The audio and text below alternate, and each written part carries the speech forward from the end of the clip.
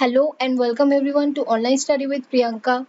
Jexpo Spot Counselling এ যে সমস্ত স্টুডেন্টসরা apply করতে চাইছো তারা কিভাবে অ্যাপ্লাই করবে স্টেপ বাই স্টেপ প্রসেস এই ভিডিওতে তোমাদেরকে দেখাবো।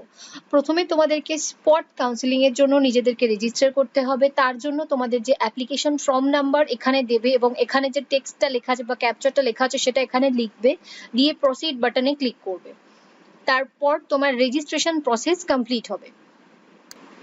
এরপর তোমাদের যে মোবাইল নাম্বার সেটা এখানে প্রোভাইড করতে হবে এবং ওটিপি যেটা তোমার ফোনে আসবে সেটাকে তোমাদেরকে এখানে দিতে হবে। সো মোবাইল নাম্বারের ওটিপি এবং এখানে যে ইমেজটা লেখা আছে সেটা এখানে লিখবে এবং দেওয়ার পরে সাবমিট বাটনে তোমাদেরকে ক্লিক করতে হবে। এরপরে তোমাদের যে প্রোফাইল সেটা খুলে যাবে। এটা সুরজিৎ পালের profile. All thanks to Surajit Pal, তোমার অ্যাপ্লিকেশন নাম্বার শেয়ার করলে সেই জন্যই আমি তোমাদের জন্য ভিডিওটা বানাতে পারছি।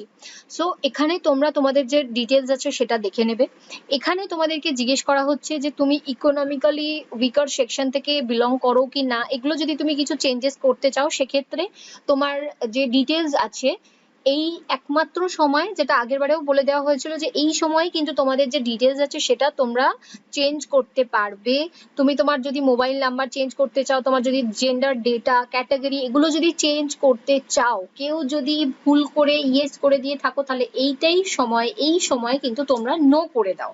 এবং যদি এসসি এসটি ওবিসি সার্টিফিকেট না থেকে থাকে তাহলে কিন্তু সেক্ষেত্রে তোমরা ক্যাটাগরিতে অবশ্যই নো করে দিও।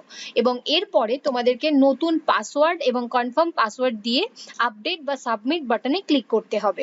অ্যান্ড সমস্ত কিছু দেওয়ার পরে আরো একবার চেক করে নেবে, তার কারণ এটা শুধুমাত্র ওয়ান টাইম অপশন, এর পরে কিন্তু তোমরা সুযোগ পাবে না এটাকে ঠিক করার জন্য।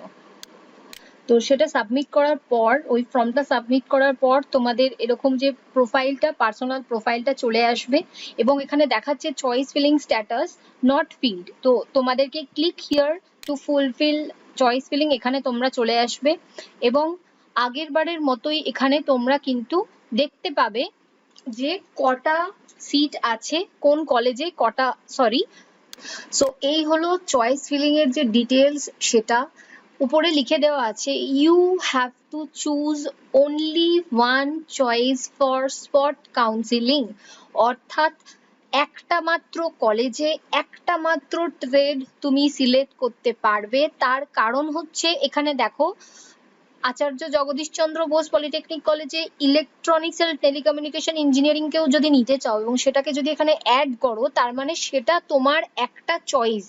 তো একটা কলেজ এবং একটা ব্রাঞ্চ মিলিয়ে কিন্তু একটা চয়েস হচ্ছে, যেমনটা তোমরা এখানে করেছিলে। কারণ এখানে যদি অ্যাড করা হয় তাহলে সেক্ষেত্রে কি হবে, অ্যাড করা হলে দেখো এখানে চয়েস হয়ে গেল লাস্ট, এখানে দেখতে পাচ্ছ তোমরা একটা চয়েস হয়ে গেল। তো এইভাবেই কিন্তু করতে হবে। এখন তোমরা কেউ কিন্তু লক করবে না। প্রথমে তোমরা যেটা যেটা নিতে চাইছো, যে কলেজ বা যে ট্রেড নিতে চাইছো সেটাকে সিলেক্ট করো এবং সেভ অপশনে ক্লিক করবে। জবে লাস্ট ডেট সেদিনকেই কিন্তু ওটাকে লক করবে, তার আগে কিন্তু কেউ লক করো না। চয়েস লকের লাস্ট ডেট হচ্ছে 16 তারিখ, অর্থাৎ আজকের দিনটা, কালকের দিনটা তোমরা যে ভ্যাকেন্ট সিট সেটাকে সকলে ভালো করে লক্ষ্য করো, কোন কলেজে কটা সিট ফাঁকা আছে সেটা। তারপরেই কিন্তু তোমরা চয়েসটাকে লক করবে। তাড়াহুড়ো করো না, খুব ভালো করে প্রত্যেকটা কলেজে কটা সিট আছে, তুমি কি ট্রেড নিতে চাইছো, কারোর যদি পার্টিকুলার কোনো ব্রাঞ্চ নেওয়ার ইচ্ছা থাকে, যেমন কেউ ধরো ইলেকট্রিক্যাল নিতে চাইছো সেক্ষেত্রে ইলেকট্রিক্যাল ইঞ্জিনিয়ারিং ব্রাঞ্চে গিয়ে সিলেক্ট করবে। এখানে এখন এই মুহূর্তে এরর দেখাচ্ছে, কিছু প্রবলেম হচ্ছে, তো সেক্ষেত্রে আশা করছি এটা পরে হয়তো ঠিক হয়ে যাবে। তো সেক্ষেত্রে কিন্তু শুধুমাত্র ইলেকট্রিক্যাল গুলোই এখানে দেখাবে। এইভাবে তোমরা প্রত্যেকটা কলেজ এবং প্রত্যেকটা ব্রাঞ্চে কটা কি সিট আছে, কোন ক্যাটাগরিতে কটা সিট আছে ভালো করে লক্ষ্য করো এবং তারপরেই কিন্তু চয়েস ফিলিংটাকে লক করবে।